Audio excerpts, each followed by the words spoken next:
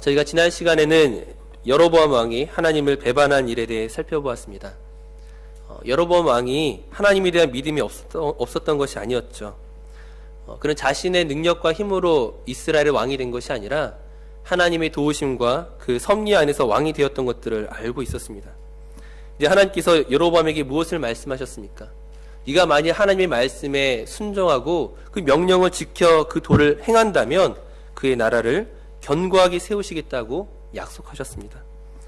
그럼에도 불구하고 여로보암 왕이 하나님의 말씀에 순종하지 않은 이유가 무엇입니까? 그는 자기가 다스리는 이 이스라엘이 하나님의 나라가 아니라 자기의 나라인 것처럼 생각했습니다. 지금 자기의 나라를 지키기 위해서 절기를 만들고 또 자기가 원하는 제사장들을 세웠습니다. 하나님을 위해서가 아니라 자기 자신을 위해서 했을 때 하나님은 그의 집안에 멸망을 예고하시고 하나님께서 심판하실 것에 대해서 말씀하셨습니다. 이처럼 여로보암 왕이 하나님이 싫어하는 일들을 하고 있을 때에 남유다에서는 이제 르호보암 왕을 이어서 아비암이라는 왕이 이제 새로운 유다의 왕으로 올랐을 때입니다. 이 아비암에 대한 성경의 평가가 어떻습니까? 오늘 우리가 읽었던 본문 열왕기상 15장 3절 말씀을 한번 보도록 하겠습니다. 아비암에 대한 성경의 평가를 한번 같이 읽도록 하겠습니다. 아비암이 그의 아버지가 이미 행한 모든 죄를 행하고 그의 마음이 그의 조상 다윗의 마음과 같이 아니하여 그의 하나님 여호와 앞에 온전하지 못하였으나, 아비암에 대한 성경의 평가는 그가 하나님의 말씀을 온전히 지키지 아니하였던 악한 왕으로서 묘사하고 있습니다. 특별히 그가 행했던 죄가 무엇이냐? 그의 아버지가 행했던 죄를 똑같이 따라했다는 거예요. 그렇다면 그 아버지 르호보암 왕이 어떤 죄를 지었는지에 대해서 한번 살펴보도록 하겠습니다.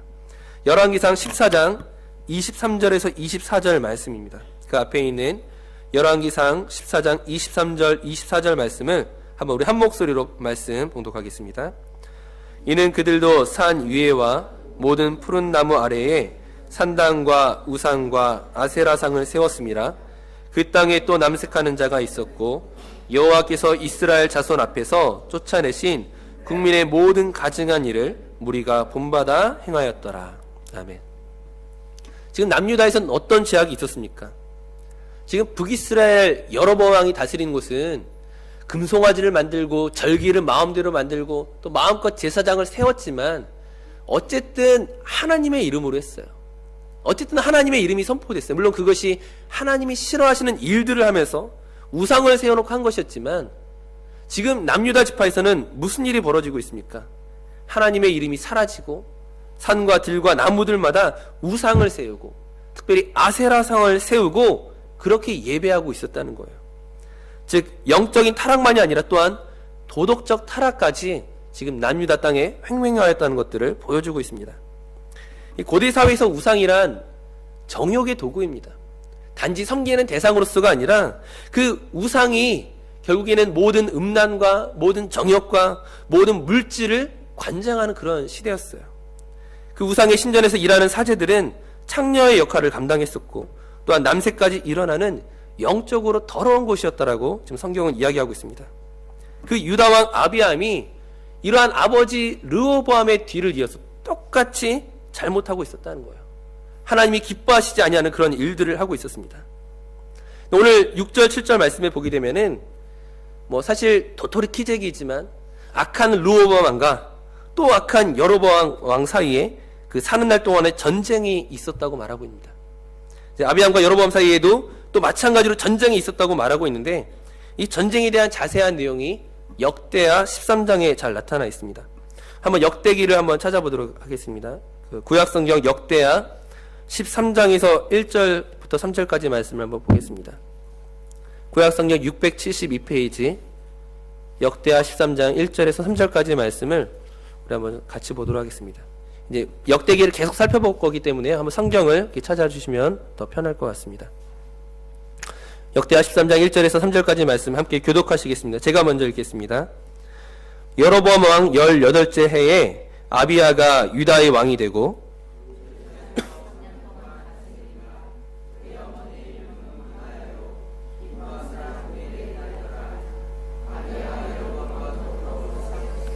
다 함께 아비야는 싸움에 용감한 군사 40만 명을 택하여 싸움을 준비하였고 여로보암은 큰 용사 80만 명을 택하여 그와 대진한지라. 아멘. 엄청난 대군이 벌이는 전쟁이었습니다. 열왕기에서는 아비얌이라고 하고요. 이 역대기에서는 아비야라고 이름이 살짝 틀리지만 동일 인물이에요. 같은 사람이에요. 근데 지금 이 아비야와 여로보암 사이에 80만 명, 40만 명 굉장히 큰 군대가 전쟁을 벌이고 있었는데 누가 이 전쟁에 승리하게 됩니까? 아비암이 승리를 하게 됩니다.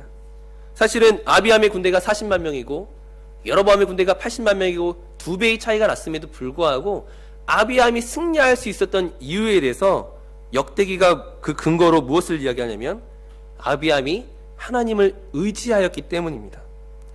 이것이 참 이상한 일이라는 거예요. 분명히 우리가 앞서 읽었던 열왕기서의 말씀에서는 이 아비암에 대해서 하나님께 온전하지 못한 왕, 악한 왕으로 그 아버지 르호보암의 죄를 따라했던 왕으로 설명하고 있는데 이 역대기에 오게 되면 이 아비야라는 왕은 지금 하나님을 의지함으로 그 전쟁에서 승리한 왕으로 나타나고 있다는 것입니다. 그런 아비암이 어떻게 하나님을 의지했는지 우리 방금 읽었던 역대하 13장 4절에서부터 12절까지 말씀을 한번 읽도록 하겠습니다. 역대하 13장 4절에서 12절까지 말씀이 조금 길지만 함께 교독하며 읽겠습니다. 아비야가 에브라임 산중 스마라임 산 위에 서서 이르되 여로보암과 이스라엘 무리들아 다 들으라.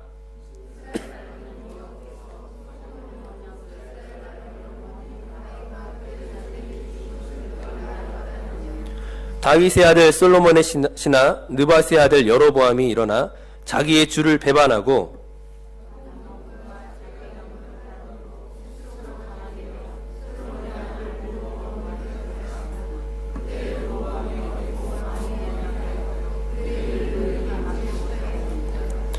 이제 너희가 또 다윗 자손의 손으로 다스리는 여호와의 나라를 대적하려 하는도다.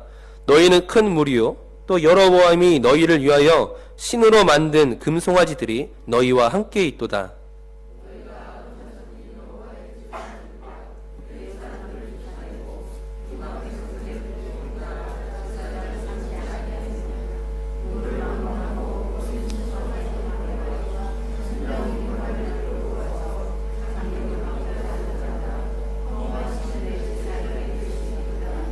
우리에게는 여호와께서 우리 하나님이 되시니 우리가 그를 배반하지 아니하였고 여호와를 섬기는 제사장들이 있으니 아론의 자손이요 또 레위 사람들이 수종들어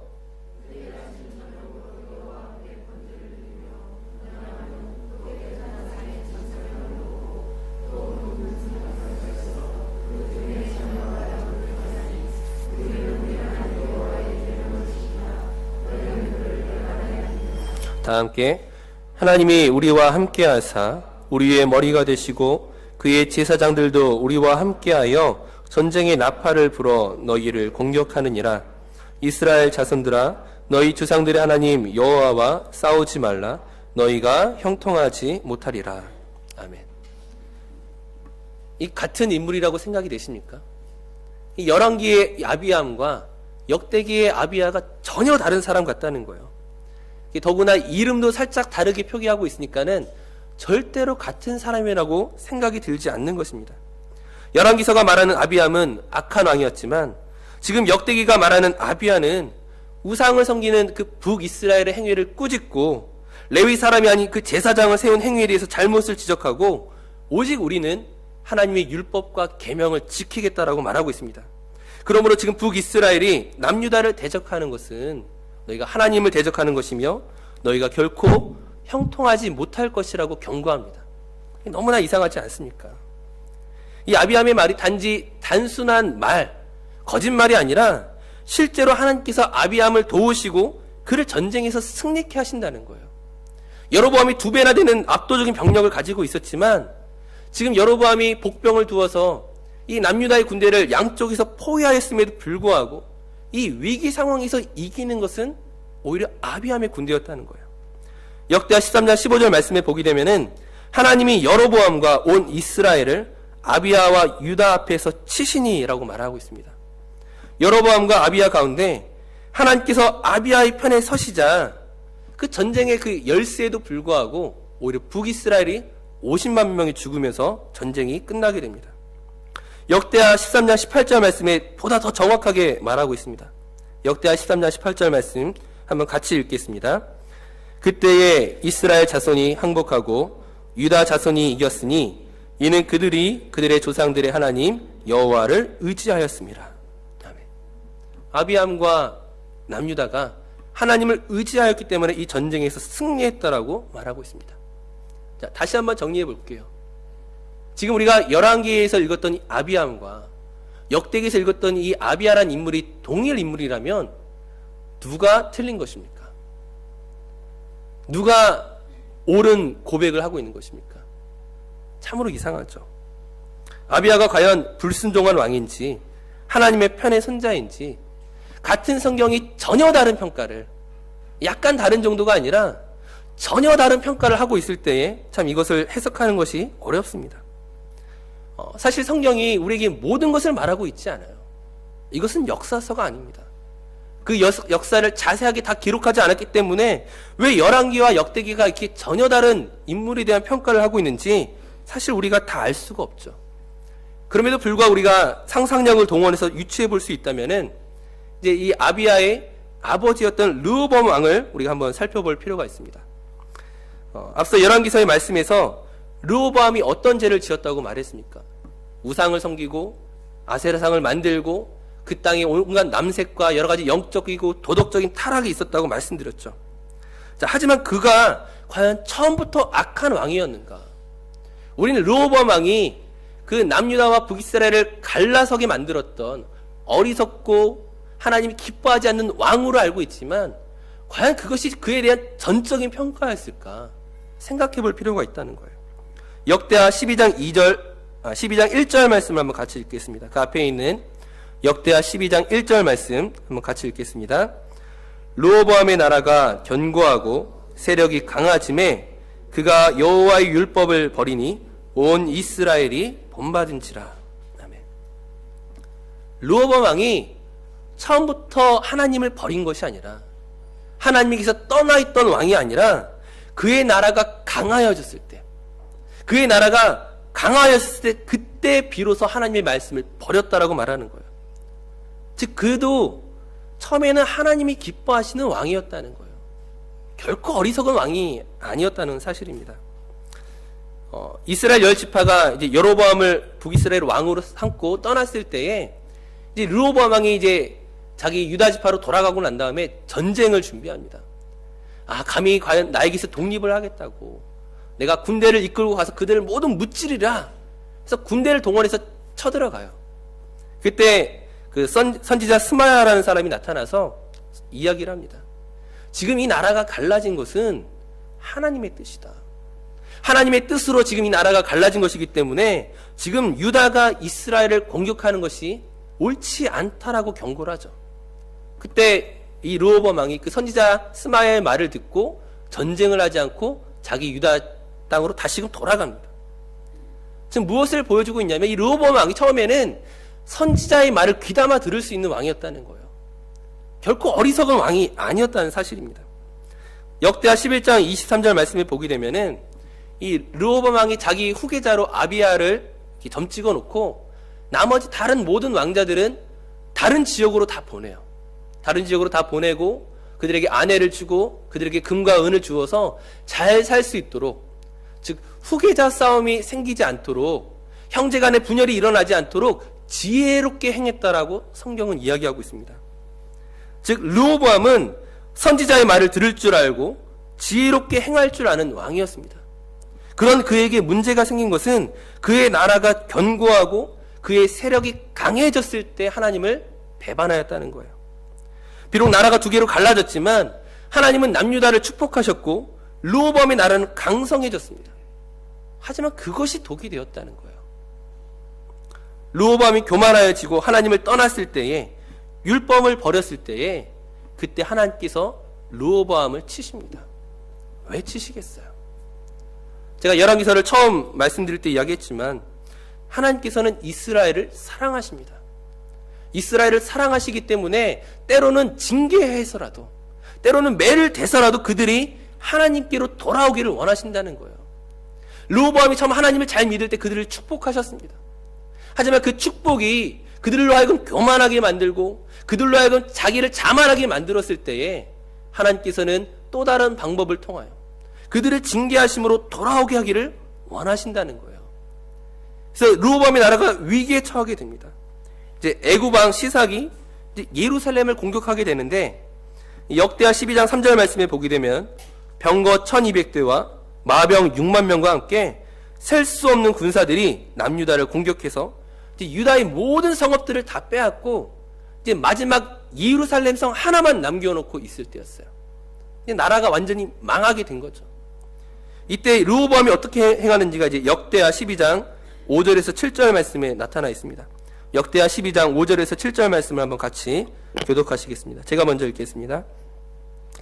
그때 유다 방백들이 시삭의 일로 예루살렘에 모였는지라 선지자 스마야가 르호보암과 방백들에게 나와 이르되 여호와께서 이같이 말씀하시기를 너희가 나를 버렸으므로 나도 너희를 버려 시삭의 손에 넘겼노라 하셨다 한지라.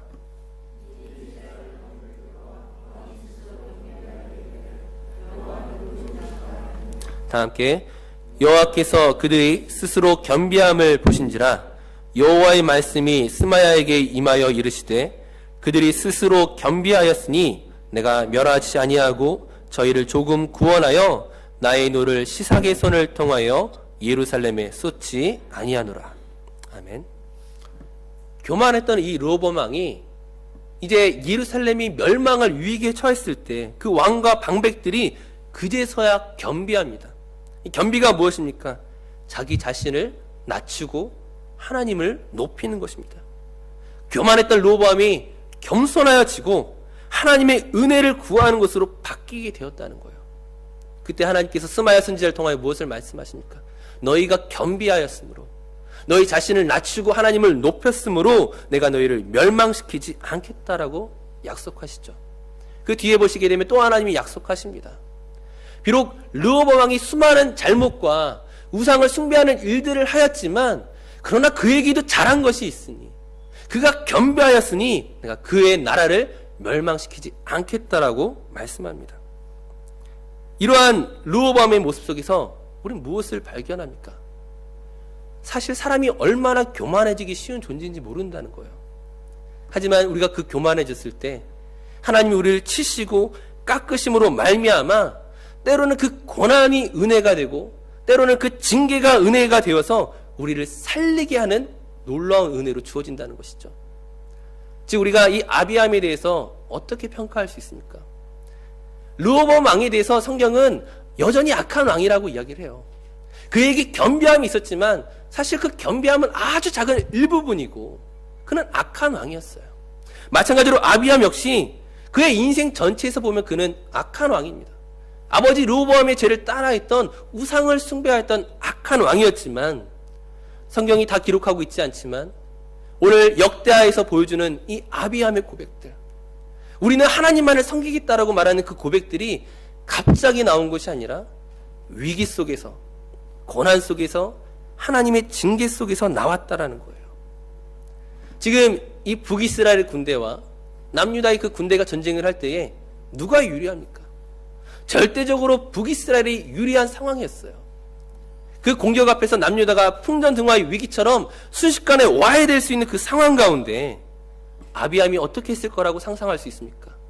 그가 겸비함으로, 그가 아버지 르호보암이 그 절대적인 위기 앞에서 겸비하였던 것처럼, 자기 자신을 낮췄던 것처럼 지금 이 나라가 멸망할 위기 앞에서 그 역시 겸비함으로 자기 자신을 낮추었다는 것이죠. 다윗을 기억하시고 하나님께서 그에게 은혜를 베푸시는 것입니다. 오늘 우리가 읽었던 열왕기상 15장 5절 6절 말씀에 무엇이라고 말합니까? 아비암 때문이 아니라 다윗으로 인하여 내가 너에게 은혜를 베풀겠다.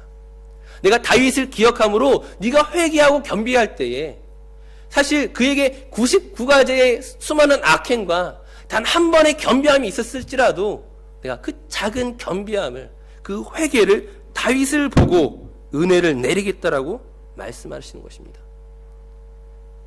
물론 하나님은 속지 않으세요. 우리가 겸비하는 척, 자기 자신을 낮추는 척, 그것에 속지 않으십니다. 하지만 우리가 정말 그 위기 앞에서, 고난 앞에서 겸비하기 시작할 때에 하나님은 속는 셈 치고 우리를 도우시는 분이라는 거예요. 그러므로 우리가 무엇을 알 수 있습니까? 고난이 은혜를 만드는 것입니다. 위기가 그 사람을 믿음으로 바꾸어 간다는 거예요. 오늘 우리는 어떻습니까? 우리 자신은 어떻습니까? 우리 가운데 나는 다윗과 같은 사람이라 생각하는 분 있습니까? 사실 우리의 근본은 르호보암 같고 아비야 같고 여로보암 같습니다. 우리가 잘 될 때 하나님을 찾는 사람입니까? 우리가 건강할 때 하나님을 찾는 사람입니까? 우리가 언제 기도합니까? 우리의 기도가 깊어지는 그때는, 우리의 기도가 간절해지는 그때는 사실 내 인생의 위기를 만날 때라는 거예요. 물질적인 위기를 경험하고, 경제적인 위기를 경험하고, 건강의 위기를 경험하고, 관계의 위기를 경험하는 그때서야 비로소 기도하게 되는, 그때서야 하나님 앞에 무릎 꿇고 하나님이 나보다 높으신 분임을, 나의 주권자임을 그때서야 인정하는 르호보암과 아비야를 닮은 우리 자신의 모습을 우리가 너무나 잘 알지 않습니까? 혹시 오늘 우리의 삶 가운데 기도가 깊어진 사람이 있다면 괜히 기도가 깊어지는 게 아니에요. 고난이 그 사람을 만들어냅니다. 위기가 그 사람을 만들어내요. 내 인생의 문제를 내가 풀 수 없을 때에, 그로 인하여 불안해지고 그로 인하여 답답해지는 그때에 하나님이 나에게 찾아와 주십니다. 그러므로 고난은 위기가 아니라 기회이고, 그 고통은 나에게 주시는 하나님의 복이 될 수밖에 없습니다. 오늘 우리가 때로는 깊은 광야를 지나가고 깊은 바닷속을 거니는 것 같지만, 우리가 그로 인하여 하나님을 알게 되었다면, 그로 인하여 우리의 기도가 깊어졌다면, 우린 그때 감사합니다라는 고백으로 하나님을 찬양할 수밖에 없다는 것입니다. 오늘 말씀의 결론을 맺겠습니다. 누구도 우리의 인생 가운데 위기가 찾아오기를 원하지 않죠. 고난이 찾아오기를 기뻐하는 사람이 있겠습니까? 고난이 찾아오기 전에 우리가 하나님 앞에 겸비해야 된다는 거예요. 뒤늦게 겸비하지 마시고, 성경이 오늘 우리에게 주어진 것은 너희가 이 성경을 알고 이 역사를 알고 너희가 먼저 하나님 앞에 무릎을 꿇어라. 너희 인생을 여호와께 맡기라. 먼저 그의 나라와 그의 의를 구하라고 우리에게 가르쳐 주는 거예요. 매 맞고 돌아오는 사람이 아니라 하나님 앞에 순종함으로 그 하나님의 그 놀라운 복과 은혜를 먼저 누릴 수 있는 저 우리 모두 성도님들 되시기를 간절히 바라겠습니다. 우리 함께 찬양하고 기도하겠습니다. 우리 아까 찬양팀이 함께 찬양했던 주품에 품으소서, 우리 함께 다시 한번 이 찬양하시면서 거친 파도가 나를 향해 와도, 내 인생의 위기가 나를 찾아오는 그때에 오히려 주님과 함께 날아오를 수 있는, 오히려 우리의 기도가 깊어지고 우리의 감사가 깊어질 수 있는 그런 믿음을 갖게 해달라고 우리 함께 찬양하며 기도하시겠습니다.